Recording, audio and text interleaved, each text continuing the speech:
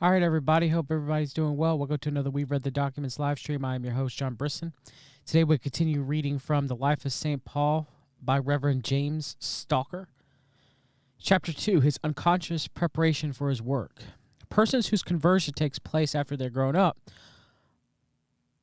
won't look back upon the period of their life which has preceded this event with sorrow and shame, and to wish that an obliterating hand might blot the record of it out of existence. St. Paul felt this sentiment strongly. To the end of his days, he was haunted by the specters of his lost years, and wasn't wont to say that he was the least of all the apostles who was not worthy to be called an apostle, because he had persecuted the church of God. But these somber sentiments are only partially justifiable. God's purposes are very deep, and even in those who know him not, he may be sowing seeds which will only ripen and bear their fruit long after their godless career is over. Paul would never have been the man he became or have done the work he did if he had not, in the years preceding his conversion, gone through the course of preparation designed to fit him for his subsequent career. It's true. He knew not what he was being prepared for. His own intentions about the future were different from God's, but there is a divinity which shapes our ends, and it was making him a polished shaft for God's quiver, though he knew it not. The date of Paul's birth is not exactly known, but it can be settled with the closest approximation which is sufficient for practical purposes. When in the year 33 A.D., those who stoned Stephen laid down their clothes at Paul's feet, he was a quote-unquote young man. This term has indeed in Greek as much as latitude as in English and may indicate an age from something under 20 to something over 30. In this case, it probably touched the latter rather than the former limit, for there is reason to believe that at this time or very soon after he was a member of the Sanhedrin, an office which no one could hold who was under 30 years of age, and the commission he received from the Sanhedrin immediately afterwards to persecute the Christians would scarcely have been entrusted to a very young man.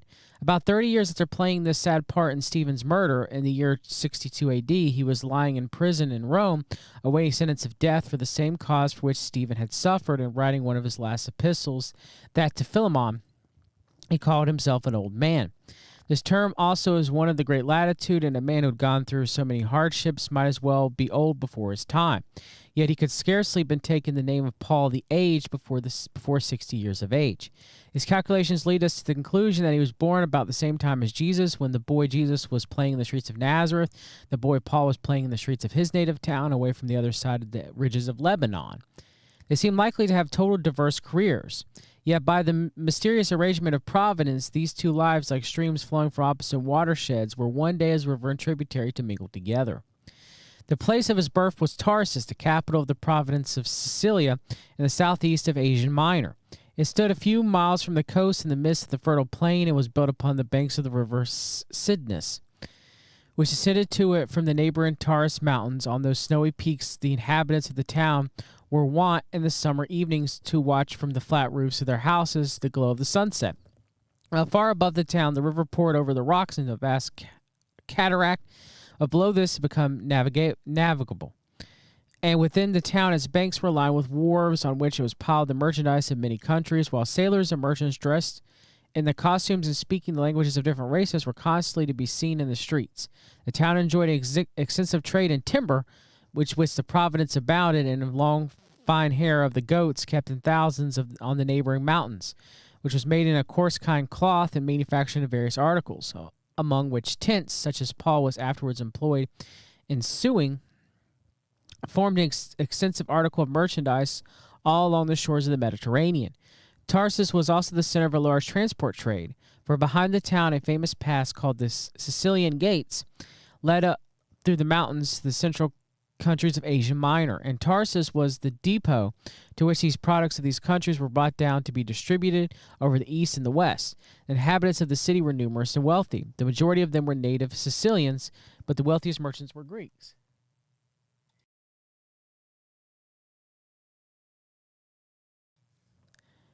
The province was under sway of the Romans, the signs of whose sovereignty could not be absent from the capital, although Tarsus itself enjoyed the privileges of self-government. The number and variety of the inhabitants were still further increased by the fact that, like our own Glasgow, Tarsus was not only the center of commerce, but also the seat of learning. It was one of the three principal university cities of the period, the other two being Athens and Alexandria, and it was said to surpass its rivals in intellectual eminence. Students from many countries were seen in its streets, a sight which could not be waken thoughts in youthful minds about the value and the aims of learning. Who does not see how a place that was for the apostle of the Gentiles to be born in? As he grew, he was being unawares prepared to encounter men of every class and race, to sympathize with human nature in all its varieties, and to look with tolerance upon the most diverse habits and customs. In after life, he was always a lover of cities. Whereas his master avoided Jerusalem and loved to teach on the mountain side or the shore of the lake, Paul was constantly moving from one great city to another. Antioch, Ephesus, Athens, Corinth, Rome, the capitals of the ancient world, were the scenes of his activity. The words of Jesus are redolent of the country and teem with pictures of its still beauty or homely toil. The lilies of the field, the sheep following the shepherd, the sower in the furrow, the fishermen drawing their nets. But the language of Paul is impregnated with the atmosphere of the city and alive with tramp and hurry of the streets. His imagery is borrowed from the scenes of human energy and monuments of cultivated life. The soldier in full armor, the athlete in the arena, the building of the houses and temples, the triumphal procession of the victorious general. So lasting are the associations of the boy and the life of the man. Paul had a certain pride of the place of his birth, and he showed it by boasting on one occasion that he was a citizen of no mean city. He had a heart formed by nature to feel the warmest glow of patriotism. Yet it was not for Cilicia and Tarsus that his fire burned. He was an alien in the land of his birth. His father was one of those numerous Jews who were scattered in the age over the cities of the Gentile world, engaged in trade and commerce. They left the Holy Land, but they did not forget it. They never coalesced with the populations among which they dwelt, but in dress, food, religion, and many other particulars remained a peculiar people. As a rule, indeed, they were less rigid in their religious views and more tolerant of foreign customs than the Jews who remained in Palestine. But Paul's father was not one who had given way to laxity. He belonged to the straightest sect of his religion. It is probable that he had not left Palestine long before his son's birth, but Paul calls himself a Hebrew of the Hebrews, a name which it seems to have belonged only to the Palestinian Jews and to those whose connection with Palestine had continued very close. Of his mother, we hear absolutely nothing, but everything seems to indicate that the home in which he was brought up was one of those out of which nearly all eminent religious teachers have sprung, a home of piety, of character, perhaps of somewhat stern principle, and of strong attachment to the peculiarities of religious people. He was imbued with its spirit. Although he could not but receive innumerable and imperishable impressions from the city he was born in, and the land and the city of his heart were Palestine and Jerusalem. And the heroes of his young imagination were not Curtius and Horatius, Hercules and Achilles, but Abraham and Joseph, Moses and David and Ezra. As he looked back on the past, it was not over the confused annals of Cilicia, and he cast his eyes, but he gazed upon the clear stream of Cilicia, cast his eyes, but he gazed upon the clear stream of Jewish history to its sources in of the Chaldees. And when he thought of the future, the vision which rose on him was the kingdom of the Messiah, enthroned at Jerusalem and ruling the nations with a rod of iron. The feeling of belonging to a spiritual aristocracy elevated above the majority of those among whom he lived, whom be deepened in him. But what he saw was of the religion of surrounding population. Tarsus was the center of a species of Baal worship, of an imposing but unspeakably degrading character, and at certain seasons of the year it was a scene of festivals, which were frequented by the whole population of neighboring regions and were accompanied with orgies of a degree of moral abominableness, happily beyond the reach even of our imaginations.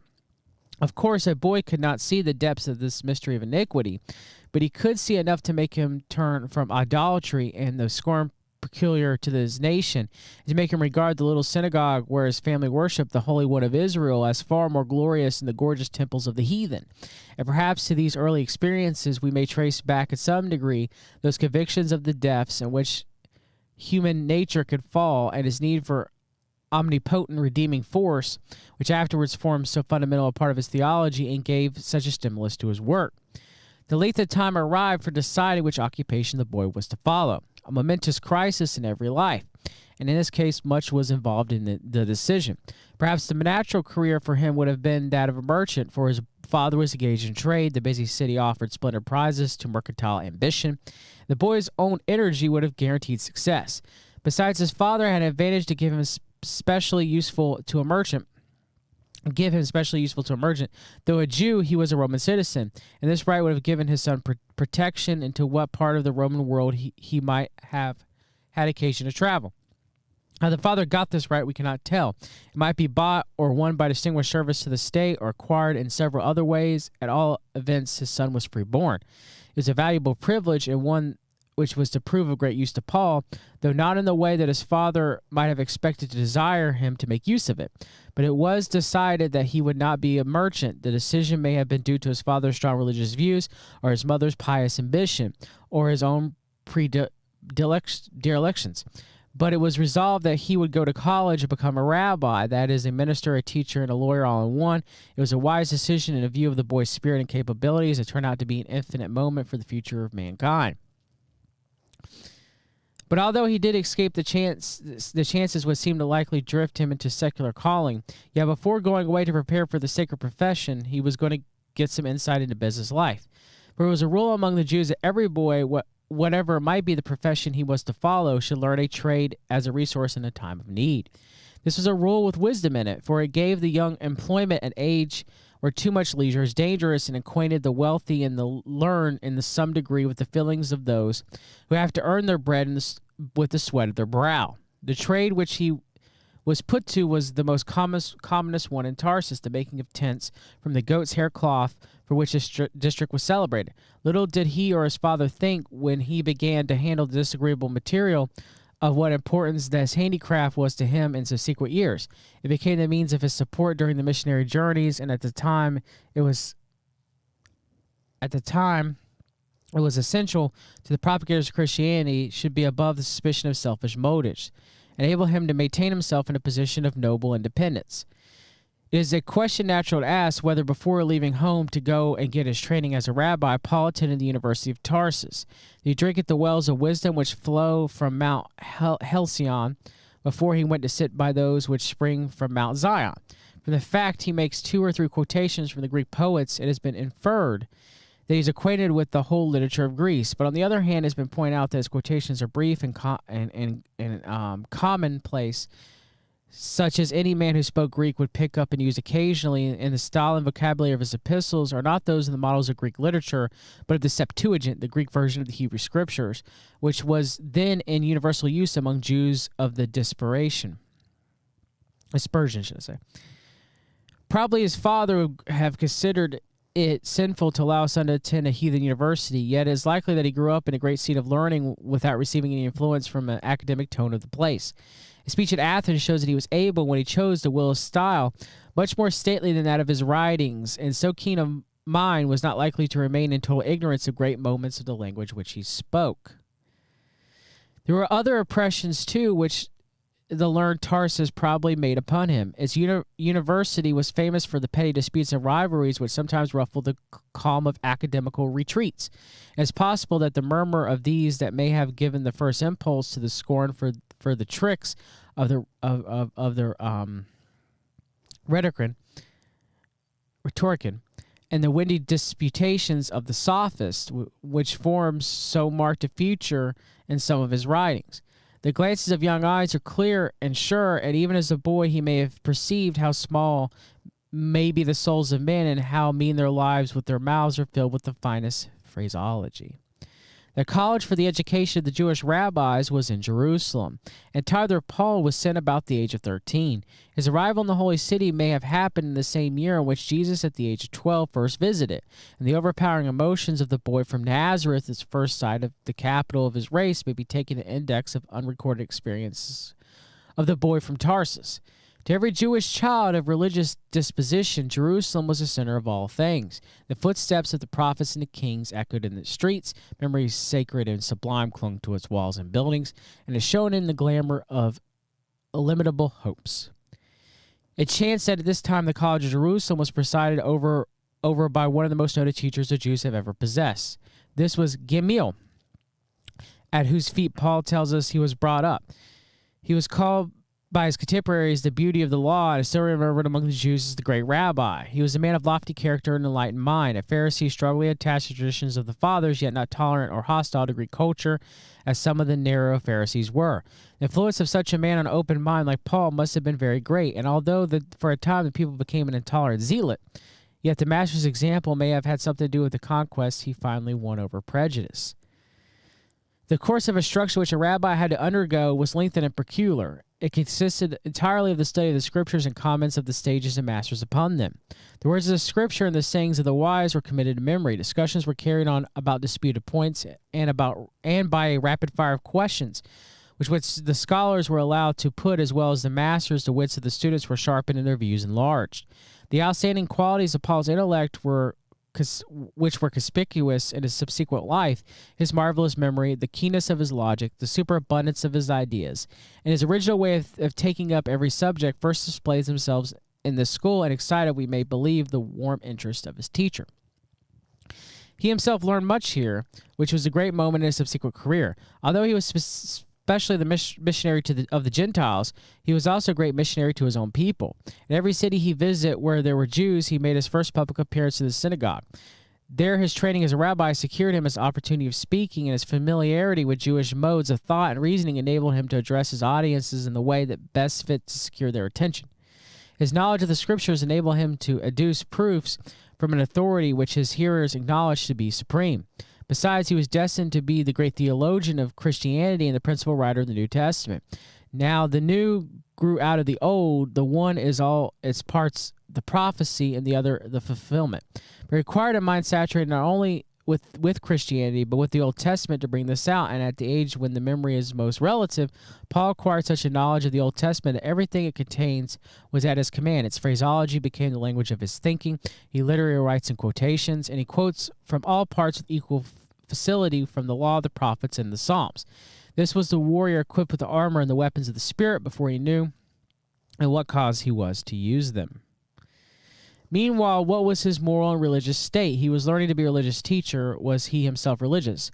Not all who sent to college by their parents to prepare for the sacred office are so. In every city of the world, the path of the youth is beset with temptations, which may ruin life at its very commencement. Some of the greatest teachers of the church, such as St. Augustine, have had to look back on half their life blotted and scarred with vice or crime. No such fall to face Paul's early years. Whatever struggles with passion may have raged in his own breast, his conduct was always pure. Jerusalem was no favorable place in the age for virtue. It was Jerusalem against whose external sanctity but internal depravity our Lord a few years afterwards hurled such withering invectives. It was the very seat of hypocrisy, where an able youth might easily have learned how to win the rewards of religion while escaping his burdens. But Paul was preserved amid those perils and could afterwards claim that he lived in Jerusalem for the first in all good conscience. He brought with him from home the conviction which forms the basis of religious life, that the one prize which makes life worth living is the love and favor of God. The conviction grew in a passion longing as he advanced in years, and he asked his teachers how the prize was to be won. Their answer was ready, by the keeping of the law. It was a terrible answer, for the law meant not only that we understood by the term, but also the ceremonial law of Moses and 1,001 rules added to it by Jewish leaders, that's true, whose observance made life a kind of a purgatory to a tender conscience. But Paul was not the man to shrink from difficulties. He had set his heart upon winning God's favor, without which this life appeared to him a blank and eternity to blackness of darkness. And if this was the way to the goal, he was willing to tread it.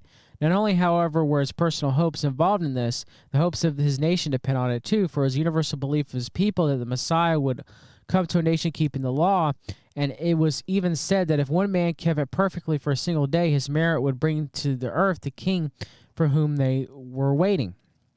Paul's rabbinical training then cultivated a desire to win this prize of righteousness, and he left the halls of sacred learning with this as the purpose of his life. The only student's resolution was momentous for the world, and he was the first to prove amid secret agonies that the way of salvation was false, and that to teach his discovery to mankind. This way of salvation was false, and to teach his discovery to mankind. Yep. Keeping the law, his faith. We cannot tell in what year Paul's education at the College of Jerusalem was finished or where he went immediately afterwards. Young rabbis, after completing their studies, scattered in the same way as our divinity students do and began practical work in different parts of the Jewish world. He may have gone back to his native Sicilia and held office in the synagogue there. At all events, he was for some years a distance from Jerusalem and Palestine, for these were the very years in which fell the movement of John the Baptist in the ministry of Jesus Christ, and it's certain that Paul could not have been in the vicinity without being involved in both those movements, either as a friend or as a foe. But before long, he returned to Jerusalem. It was natural for the highest rabbinical talent to gravitate in those times to Jerusalem, as is the highest literary and commercial talent to gravitate in our times to London. He arrived in the capital of Judaism very soon after the death of Jesus. We can easily imagine the representations of that event of the career thereby terminated, which he would receive from his Pharisaic friends.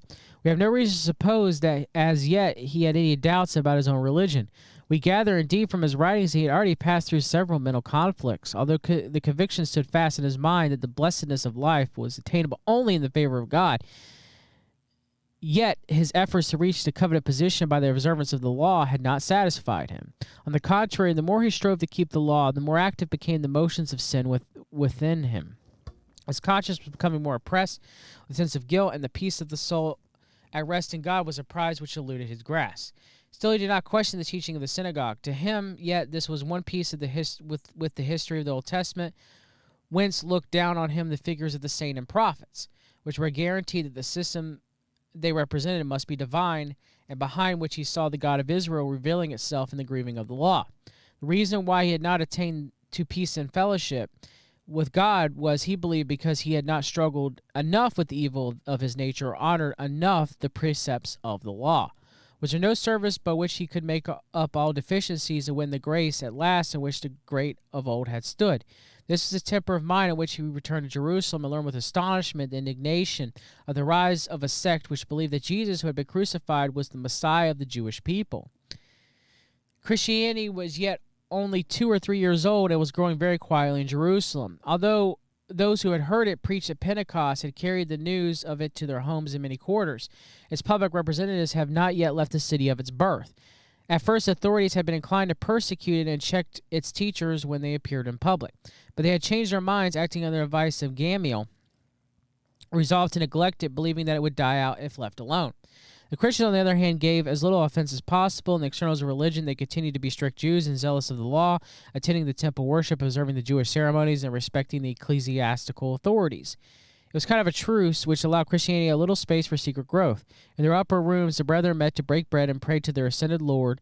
It was a most beautiful spectacle. The new faith had alighted them among like an angel, and was shedding purity on their souls from its wings and breathing over their humble gatherings the spirit of peace. Their love to each other was unbounded, as they were filled with an inspiring sense of discovery, and as often as they met their invisible Lord was in their midst. It was like heaven upon earth. While Jerusalem around them was going on its ordinary course of worldliness and ecclesiastical asperity, these few humble souls were felicitating themselves with a secret which they knew to contain within its blessedness of mankind and the future of the world. But the truce could not last, and the scenes of peace were soon to be invaded with a terror and bloodshed. Christianity could not keep such a truce, for there is in it a world-conquering force which impels it at all risks to propagate itself, and the fermentation of new wine of gospel liberty was sure sooner or later to burst into forms of the Jewish law. At length a man arose in the church in whom the aggressive tendencies embodied themselves. This was Stephen, one of the 7 deacons who had been appointed to watch over the temporal affairs of the Christian society. He was a man full of the Holy Ghost and possessed of capabilities which the brevity of his career only permitted to suggest, but not develop themselves. He went from synagogue to synagogue, preaching the messiahship of Jesus Christ and announcing the advent of freedom from the yoke of the law. Champions of Jewish orthodoxy encountered him, but were unable to withstand his eloquence and holy zeal. Full in argument, they grasped at other weapons, stirring up the authorities and populace to murderous fanaticism. One of the synagogues in which the disputations took place was that of the Cilicians, the countrymen of Paul. The countrymen of Paul. May he have been a rabbi in the synagogue and one of Stephen's opponents in argument. At all the events when the argument of logic was exchanged for that of violence, he was in the front. When the witnesses who cast the first stones to Stephen were stripping up for their work, they laid down their garments at his feet. There on the margin of that wild scene in the field of judicial murder, we see his figure standing a little apart and sharply outlined against a mass of persecutors unknowing to fame. A pile of many-colored robes at his feet, his eyes bent upon the holy martyr, who was kneeling in the article of death and praying, "Lord, lay not this sin to their charge." Man, Stephen was a holy man. That's forgiveness right there. That's forgiveness. His zeal on the occasion brought Paul prominently under the notice of the authorities. It probably procured him a seat at the Sanhedrin, where we find him soon afterwards giving his vote against the Christians. At all events, that led his being entrusted with the work of utterly uprooting Christianity, which the authorities now resolved upon. He accepted their proposal, for he believed to be God's work. He saw more clearly than anyone else as the drift of Christianity. It seemed to him destined, if unchecked, to overturn all he considered most sacred. The repeal of the law was in his eyes the obliteration of the way of salvation and faith in a crucified Messiah, blasphemy against the divinest hope of Israel. Besides, he had deep personal interest in the task. Hitherto he had been striving to please God, but he always felt the services to come short. Here was a chance for making up all the errors by one splendid act of service. There was an iron of agony in his soul which gave edge and energy to his zeal. In any case, he was not a man to do things by halves, as he flung himself headlong into his task. Terrible were the scenes were ensued. He followed from synagogue to synagogue, from house to house, dragging forth men and women who were cast into prison and punished. Some appeared to have been put to death. The darkest trait of all, others were compelled to blaspheme the name of the Savior. The church of Jerusalem was broken into pieces, and members who escaped the rage of the prosecutor were secured over the neighboring provinces and countries. It may have seemed too venturesome to call this the last stage of Paul's unconscious preparation for his apostolic career, but so indeed it was. Entering on the career of the prosecutor, he was going on straight in the line of the creed in which he had been brought up, and this is reduction to absurdity. Besides, through the gracious working of Jesus, whose highest glory is out of evil still to bring forth good, there sprung out of the sad doings in the mind of Paul an intensity of humility, a willingness to serve even the least of the brethren, of those whom he abused, and a zeal to redeem lost time by parsimonious use of what was left, what became permanent spurs to action in his subsequent career. Next chapter is going to be on Paul's conversion. God bless everybody. That was the life of St. Paul from Reverend James Stalker. Today we learned about Paul's upbringing, to him being part of the Sanhedrin, to ultimately his conversion, which will be the next chapter, to Christianity, to the belief in the one true God and to follow Jesus Christ as his Savior. God bless everybody. Take care.